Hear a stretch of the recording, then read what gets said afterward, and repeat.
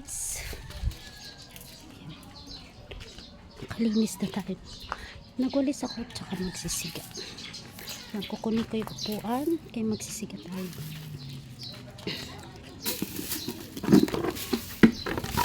Ay, kumilapon. Yan, dito lang ako sa aming bakod kasi nga hindi man ako nakakaalis. Diba? Kawalis na ako. Lalaki guys ng bunga. Oh. May suha.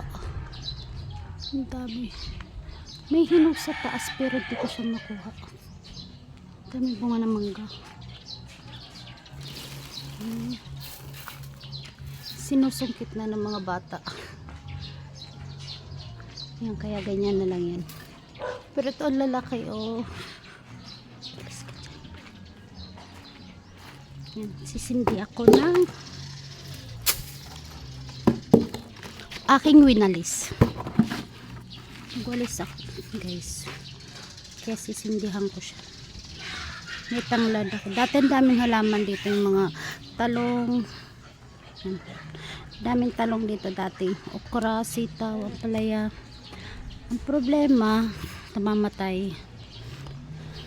Tsaka di ko na siya na ano, kaya ayan. Sindi muna tayo.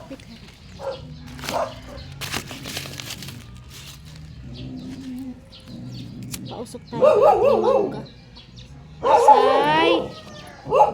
Say!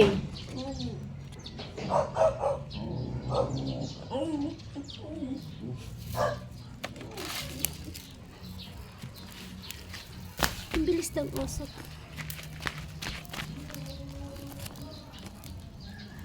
Good job, papunta siya sa puno.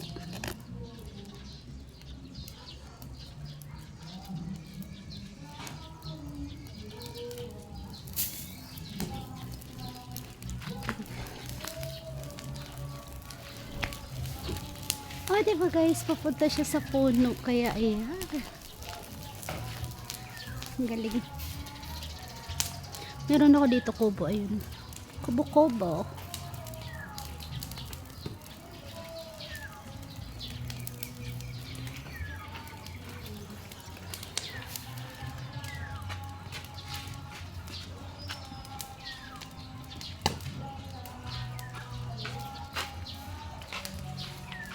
Nandun ako nagtatambay kanina at nagkakape. Kasi sakit ng ulo ko maghapon. Kaya yan. Aming bahay para kaming haunted house. Di ba nakatitig pa yung aming CCTV?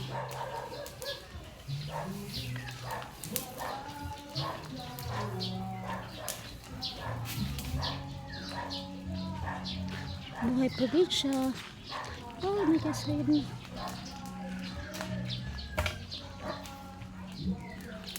Mamaya kaunti lalabas tayo dyan ng gate. Papakain ng aking baboy.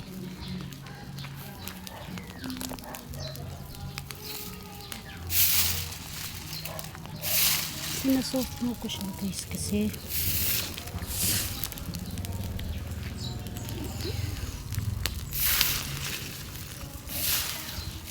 yung puno namin dito may kanya-kanya pangalan yan. Ito galing tong Marawi. Itong avocado na to galing tong Marawi. Yan. Itong puno na to. Pati yan. Tapos itong aming mangga galing sa Sibiswa. Tapos yung aming rambutan galing Cavite. Yan. Ang aming suha doon sa tabing ilog. Ang aming guyabano galing Marawi din yan. Tapos itong mangga galing Sibiswa. Siyempre may kamyas ako, ayan, hindi namumunga.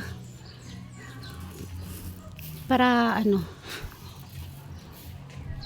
dami talaga bunga ng mangga. Oh. Kaso hindi ako mahilig sa mangga kaya bawal man ako sa sobrang maasim. Kalamansi at saka suha. Siyempre yung aking tag dito, tawag dyan sa puno na yun, yung pag may pilay ka. Yan daw ay tinatapal. Yan. Kasi akin panglad, ang sili ko mamamatay na. kuhaan ng bayan, kuhaan ng aking mga kapitbahay.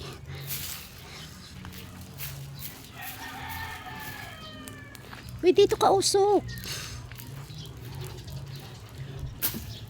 Aking niyok yan. Konti na lang ang bunga kasi nanguha sila ng ano, buko.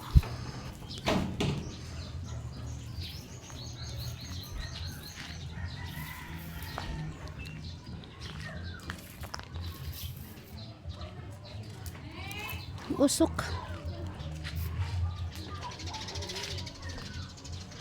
Ito yung gawa ko araw-araw, umaga, hapon. Ito lang yun. Parang haunted house yung aking bahay kasi hindi pa siya tapos, hindi pa siya napipinturahan. Pagkatapos kasi ng loob yan na. Tsaka gusto ko biglaan, ayoko ng paunti-unti pagpintura. Kaya yan, thank you guys. Diba umusok na yung aking puno. Thank you.